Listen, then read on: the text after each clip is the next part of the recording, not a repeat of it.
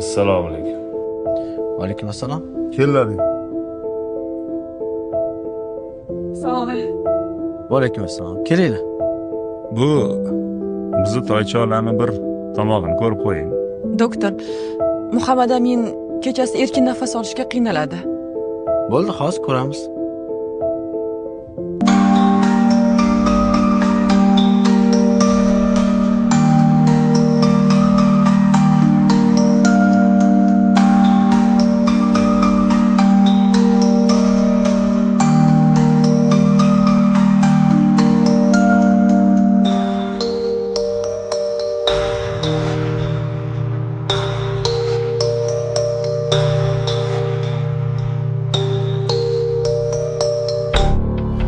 Muhammad Aminda rostdan ham burnida muammosi bor.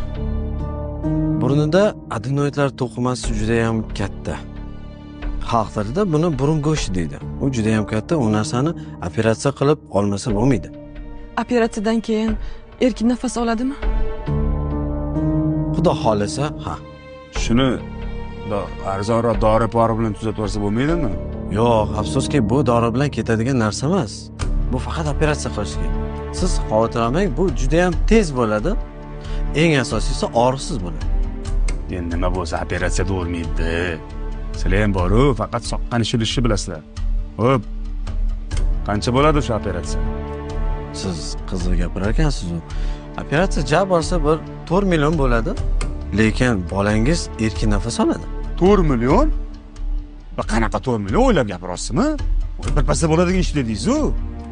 Yashamaylik ekanda, ha? Mashinangiz bormi? Ha, bor. Mana turibdi. Zekir. 3.2. Shu 3.2 nomeringiz nech pul turadi? Men hozir bilmadim, men 10 mingga olganman. Siz mashinani qo'yib turing.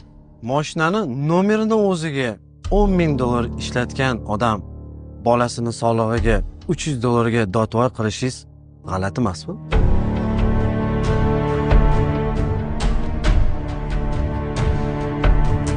Aytgancha, biz Ramazon oyida ayrim odamlarni tekinga operatsiya qilamiz. Kimlarni? Kam ta'minlanganlarni. Har holda zikr haydaydiganlarni emas.